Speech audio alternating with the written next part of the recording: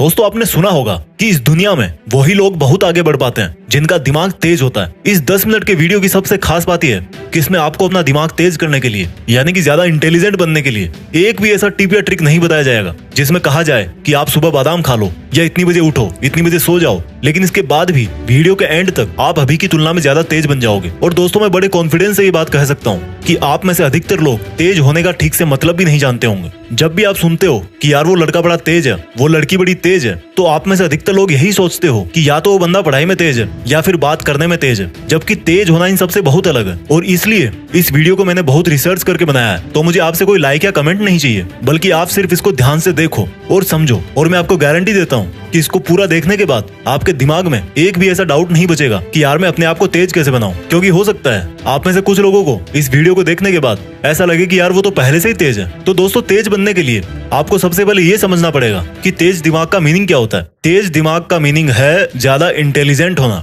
और इंटेलिजेंट का मतलब क्या होता है? इंटेलिजेंट दो चीजों से मिलकर बनता है। किसी भी चीज को या क्वालिटी को अच्छी तरह से फटाफट एक्यूरेटली सीखना और उसी फिर सीखे हुए नॉलेज को फ्यूचर में जरूरत पड़ने पर सही ढंग से सही जगह पर काम में लेना।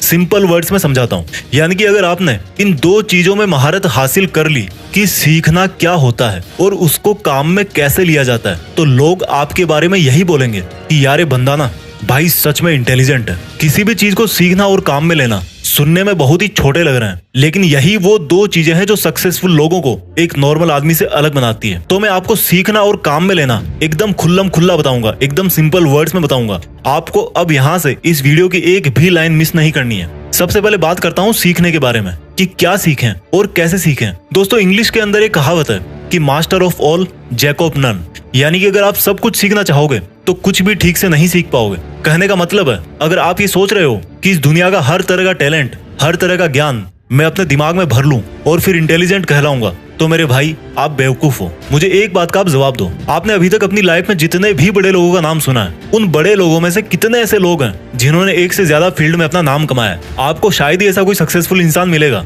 जिसने फुटबॉल में वर्ल्ड कप जीता हो, उसी बंदे ने म्यूजिक के अंदर भी ऑस्कर अवार्ड जीता हो, और फिर उसी बंदे ने कोई साइंटिफिक आविष्कार भी किया हो। मेरे भाई जो बंदा इंटरनेशनल फुटबॉल स्टार प्लेयर है ना, उसने सिर्फ और सिर्फ फुटबॉल के मैदान में पूरी उम्र पसीना निकाला है। जिस बंदे ने म्यूजिक में ऑस्कर अवार्ड जीता है, उसने हर दिन और रात सिर्फ और सिर्फ म्यूजिक के अंदर ही लगाया है। जिस बंदे ने किसी नई साइंटिफिक चीज का आविष्कार किया है, उसने हमेशा अपना टाइम अपने साइंटिफिक एक्सपेरिमेंट्स में ही लगाया है। और यही वो एक चीज है जो उनको उस फील्ड में एक आम आदमी से बहुत ज्यादा इंटेलिजेंट बनाती है। जी हाँ, इंटेलिजेंट। इंटेलिजेंट का मतलब ये नहीं है कि सिर्फ अपनी स्कूल लाइफ में हमेशा टॉप करने वाला ही जिंदगी में इंटेलिजेंट कहलाता है। हर वो बंदा जो किसी भी एक फील्ड के बारे में औरों से ज्यादा जानता हो और औरों से ज्यादा करके दिखा सकता है, वो ही असली इंटेलिजेंट कहलाता है। लेकिन हमारे साथ क्या होता है, जब हम टीवी में क्रिकेट देखेंगे तो सोचेंगे कि यार मुझे तो बस क्रिकेटर ही बनना है। एक साल बाद आपका फ्रेंड आईएएस बन जाता है तो आप सोचोगे कि यार अब तो मुझे आईएएस ही बनना है। फिर एक साल बाद आपका कोई दोस्त बहुत बड़ी सक्सेसफुल वेबसाइट बना देता है तो आप सोचोगे कि यार अब तो मुझे वेबसाइट ही बनानी है। इसलिए दोस्तों सबसे पहले आपको यह समझना पड़ेगा कि सक्सेसफुल होने के लिए अपने करियर का, अपने फील्ड का डिसीजन एक बार ही सोच समझ के लिया जाता है। और आपने एक बार जैसा भी डिसीजन ले लिया, आपको उसे कभी नहीं छोड़ना है। क्योंकि मैं 100% कॉन्फिडेंस के साथ बोल सकता हूँ कि अगर आपने हमेशा अपना टारगेट, अपनी डायरेक्शन पूरी जिंदगी भर एक ही तरफ रखी है, तो आप उसमें निश्चित रूप से इंटेलिजेंट बन जाओगे। और इंटेलिजेंट बनने के बाद आप क्या कर सकते हो वो तो आपको भी पता होगा।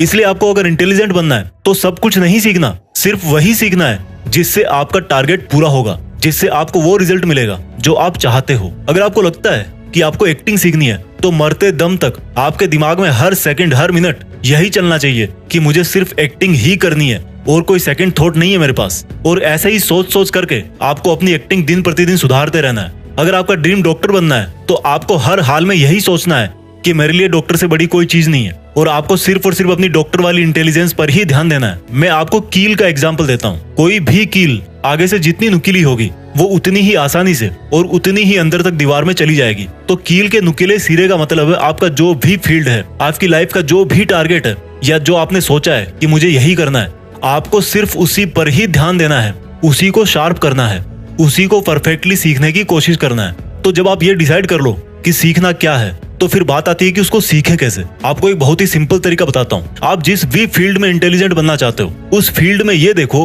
कि आपसे पहले और कितने इंटेलिजेंट सक्सेसफुल लोग हैं और उन सब इंटेलिजेंट्स में सबसे टॉप के इंटेलिजेंट्स कौन कौन है। जैसे मान लो आपको एक ऐसा इंटेलिजेंट क्रिकेट प्लेयर बनना है जिसको सब पता रहता है कि कौन सी बॉल पर किस तरफ कौन सा शॉट मारना है, तो अब आपने ये देखना शुरू किया कि क्रिकेट की हिस्ट्री में बड़े बड़े प्लेयर कौन कौन से हैं। उनमें से एक नाम निकल के आया सचिन तेंदुलकर। अब आपको सचिन तेंदुलकर की तरह एक पावरफुल बैट्समैन बनना है तो आप उनके पुराने मैच देखो, उनके इंटरव्यू देखो, उनकी लाइफ के बारे में पढ़ो, वो किस तरह से अपने आप को मोटिवेट रखते हैं, उन्होंने किस किस प्रॉब्लम का सामना किया है और उन प्रॉब्लम्स को कैसे सॉल्व किया है, उन सब को जानो। इस तरह से आपको ऐसी बहुत सारी चीजें पता लग जाएगी जो आपके फील्ड में जानना बहुत जरूरी होती है और वही बातें आपको इंटेलिजेंट बनाती है। क्योंकि हो सकता है आप जिस भी फील्ड में इंटेलिजेंट बनना चाहते हो उसके लिए आपको बहुत जगह से सीखने को मिल सकता है। सीखने के हजारों तरीके हैं, लेकिन कुछ भी सीखने के पहले ये अच्छी तरह से ध्यान रखना कि क्वांटिटी पर नहीं क्वालिटी पर ध्यान देना है। आपको एग्जाम में टॉप करने के लिए 50 किताबें पढ़ने की जरूरत नहीं है, सिर्फ 5 किताबें चूज करो अच्छे राइटर्स की, एग्जाम निकाल दोगे।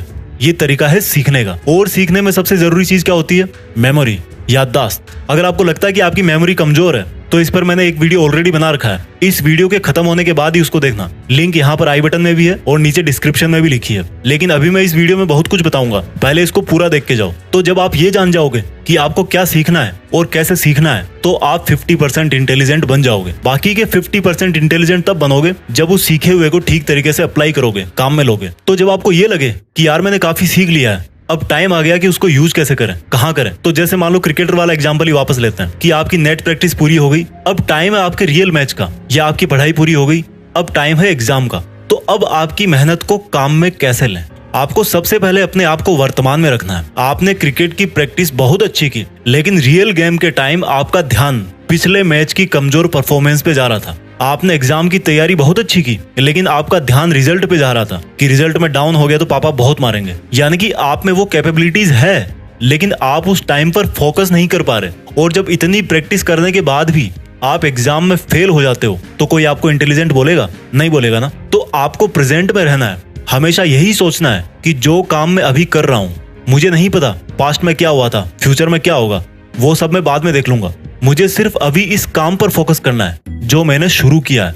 इस तरह से आप अपने सीखे हुए को काम में ले पाओगे। जब आपको लगे कि यार प्रॉब्लम आ रही है तो आप ये महसूस करो कि जिस प्रॉब्लम में आप अभी हो उससे निपटने के लिए आपने बहुत पहले ही ईमानदारी से बहुत मेहनत करी है और आपको अपनी काबिलियत पर पूरा भरोसा है कि आप इस प्रॉब्लम को भी सोल्व कर ही दोगे। ऐसा करने से आपके अंदर कॉन्फिडेंस आएगा। मैं ये नहीं कहता कि कॉन्फिडेंस आने के बाद भी आप उस प्रॉब्लम को सोल्व कर ही दोगे, लेकिन इतना जरूर कहता हूँ कि उस वक्त की असफलता आपको आने वाले टाइम के लिए जरूर तैयार करके जाएगी।